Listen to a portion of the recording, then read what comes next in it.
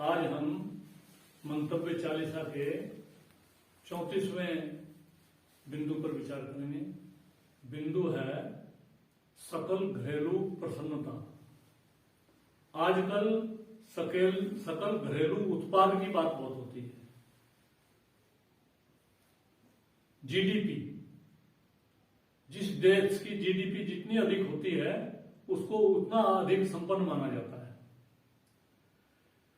कहा जाता है कि 16वीं 17वीं सदी में भारत की जीडीपी दुनिया का 30% थी। दुनिया का 1/3 उत्पाद भारत में होता था। चूंकि उस समय केवल खेती बाड़ी होती थी और ये दूसरे जो आजकल आईटी वगैरह और दूसरे ये परिवहन और दूसरी तरह की चीजें नहीं थी, इसलिए केवल अन्न, सब्जी, फल, पशु, पक्षी यही इसी की बात थी। ये इसी का उत्पाद होता था और ये भारत में बहुत अधिक होता। भारत में और चीन में तो आधे से ज्यादा तो भारत चीन में था। दुनिया सारी भूखी मरती थी। कच्चा मांस ये यूरोप के, अमेरिका के लोग खाते थे। अब धीरे धीरे ये यूरोप से लोग बाहर निकले, ये भारत में आए, पूरे एशिया में फैले, अफ्रीका में गए और यूरोप से जाकर के अमेरिका में ये इटली के, स्पेन के, पुर्तगाल के, इंग्लैंड के, फ्रांस के लोग गए और वहां जाकर इन्होंने अपनी कॉलोनीज बनाई और फिर इन्होंने विज्ञान की उन्नति की और फिर अनेक प्रकार से दूसरे जो आवश्यकता की चीजें हैं पैदा होने लगी। इसलिए अनाज का, फल सब्जी का जो सहभागिता है जीडीपी में कम हो गई और दूसरी चीजों की ज्यादा हो गई। अब ये जीडीपी हो गई। लेकिन ये जीडीपी आजकल आधार माना जाता है संपन्नता का।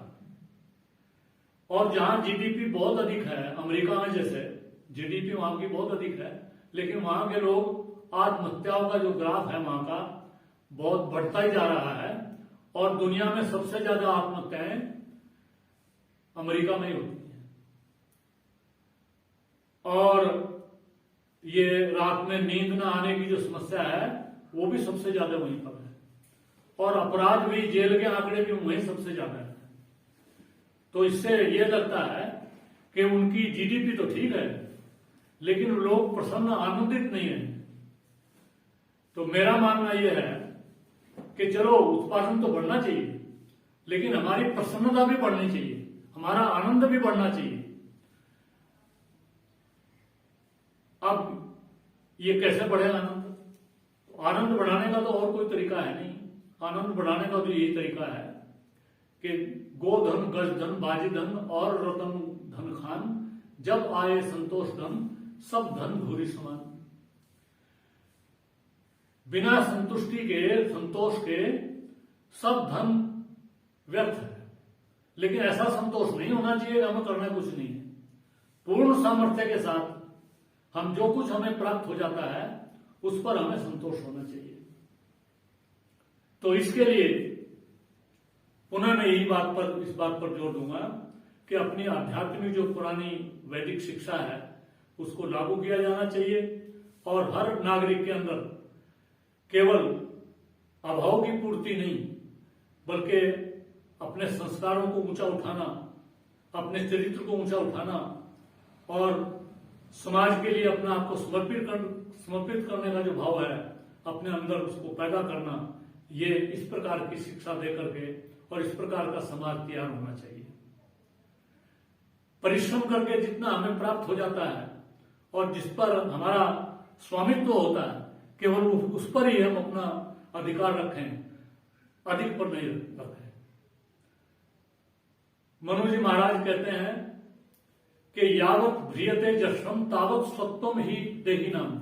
जितने से पेट भरता है उतने पर ही अपना स्वत्व है।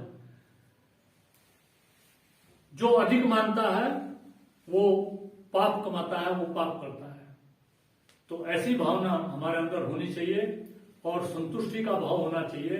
बिना संतोष के हमें प्रसन्नता प्राप्त नहीं होती। तो जीडीपी भी होनी चाहिए हमारी अच्छी, लेकिन हमारी जीडीएच भी अच्छी होनी चाहिए।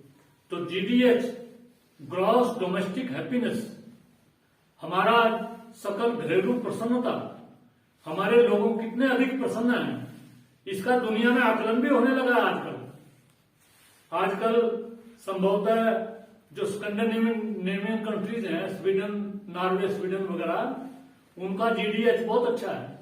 ये जीडीएच जो टर्म है, मैं ही नहीं बोल रहा हूं, दुनिया में इस पर चर्चा होने लगी है कि हम सब कुछ कमा लेंगे, उत्पादन बहुत अधिक कर लेंगे, लेकिन हमारी जनता सुखी नहीं रहेगी।